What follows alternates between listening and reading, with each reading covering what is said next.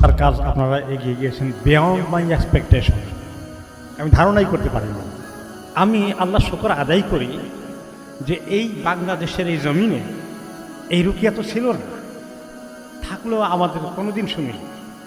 আর শুনেছি শুধু তাবিজ তোমার তৌহিদের বিষয়ে শিরককে কীভাবে প্রচার করা হয়েছে। দুনিয়ার নিয়মই এটা, কোনো ফলস জিনিস এটা কখনো লম্বা সময় রান করে না। সত্য সবসময় লম্বা সময় রান করে, এটা হচ্ছে সত্যের ধর্ম।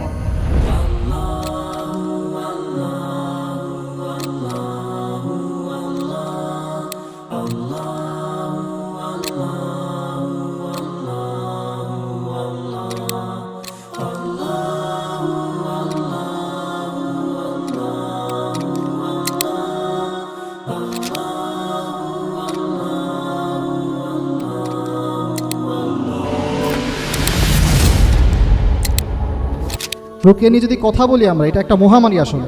বাট আমার যুদ্ধটা কার জন্যে? আপনাদের জন্যে।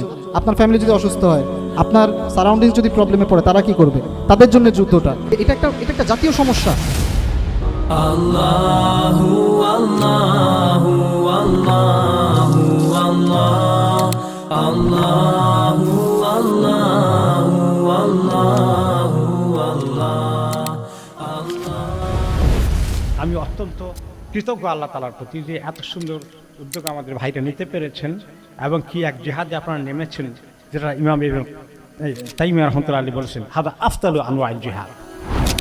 রুকিয়ার ফিল্ডে আমাদের তো মূলত ফাইট করতে হয় ডাইরেক্ট শয়তানের বিপক্ষে।